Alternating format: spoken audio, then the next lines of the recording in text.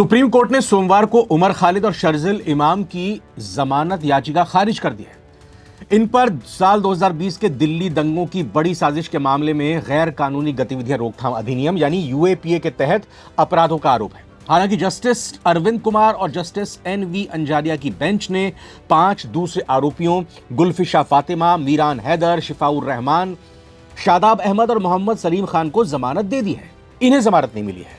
Court ने कहा है कि हर आरोपी की जमानत याचिका की अलग अलग जांच की जानी चाहिए, क्योंकि सातों आरोपी अपराध के मामले में समान नहीं है, बराबर नहीं है, सबके ऊपर अलग अलग आरोप है।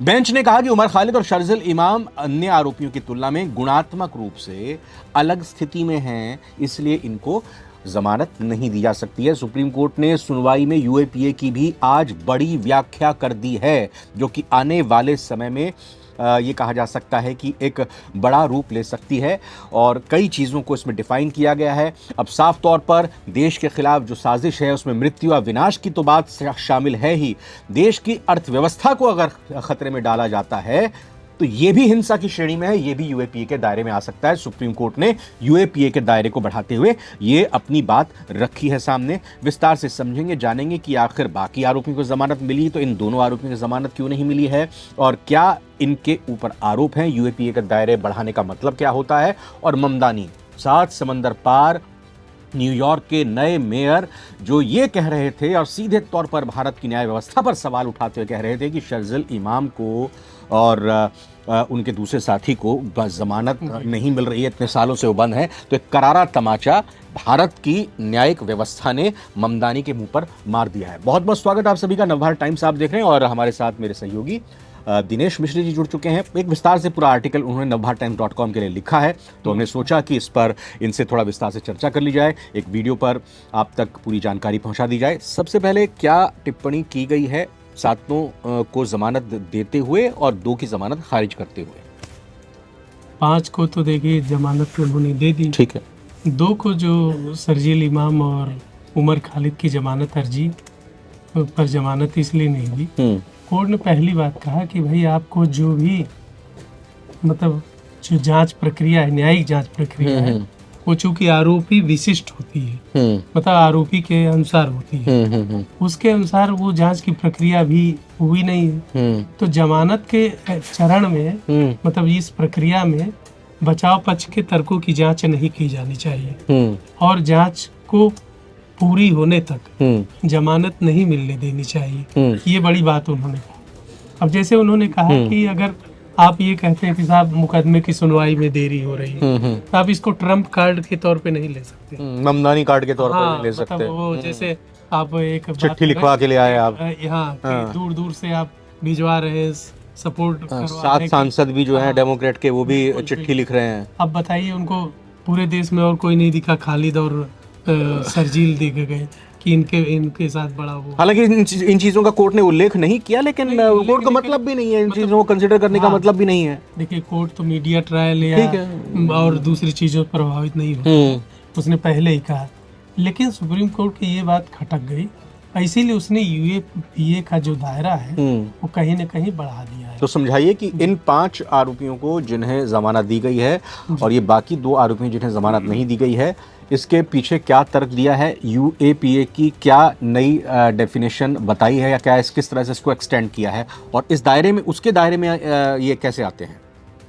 नहीं, जैसे सुप्रीम कोर्ट ने ये कहा कि यूएपीए की जो धारा 15 है वो 15 सिर्फ इस बात तक नहीं होती कि किसी किसी में डेथ हो जाए या कोई डिस्ट्रक्शन विनाश का मामला बने तभी वो हिंसा मानी जाएगी। ऐसा नहीं कहा कि अगर सर्विसेज भी प्रभावित होती है, जैसे मेडिकल सर्विसेज हो गई या और भी कोई सर्विसेज हो गई प्रभावित होती है या फिर इकोनॉमी को बड़े पैमाने पर नुकसान होता है, वही देश की जीडीपी की अर्थव्यवस्था को पीछे ढकेलने वाली चीजें होती, ये भी हिंसा के दायरे में आ सकती। तो एक तरह से सुप्रीम कोर्ट ने इसकी बड़ी व्याख्या कर दी है जी। अच्छा, ये फिर कहा है कि 1 साल बाद फिर से करें अपील। सुप्रीम कोर्ट की तरफ से ये कहा गया है, आपने ये तो साफ बताया ही कि भाई इन दोनों के मामलों में अभी जांच होनी बाकी है और इसलिए तर्क सही नहीं बैठता कि भाई हमें जमानत दे दी जाए और 1 साल बाद अपील। तो ये लंबा इतना वक्त लेने की क्या वजह है? नहीं, इसके पीछे ये है कि जो गवाह हैं, जिनकी गवाही महत्वपूर्ण है और जिनकी जांच होनी है, वो सब जो प्रोटेक्टेड है, ऐसे गवाह, उन सभी गवाहों को मतलब चूंकि न्यायिक जांच चल रही है तो उसमें टाइम लगेगा, इसीलिए सुप्रीम कोर्ट ने कहा कि आप साल भर बाद आ सकते हैं। अच्छा, जी, तो ये इसलिए ये इम्पोर्टेंट है। सुप्रीम कोर्ट के वरिष्ठ एडवोकेट अनिल कुमार सिंह श्रीनेर जी से भी आपने बात की, उनका क्या कुछ इस पर कहना है? नहीं, उन्होंने ही इस बात की ओर इशारा किया कि ये जो फैसला हुआ है, हाँ। ये जो डिसीजन हुआ है इनको न छोड़े जाने के पीछे, वो यूएपीए का जो मतलब एक तरह से नई व्याख्या है, व्याख्या है कि इकोनॉमी और सर्विसेज को लेकर के, उसको ध्यान में रखते हुए ये सब बातें कही है।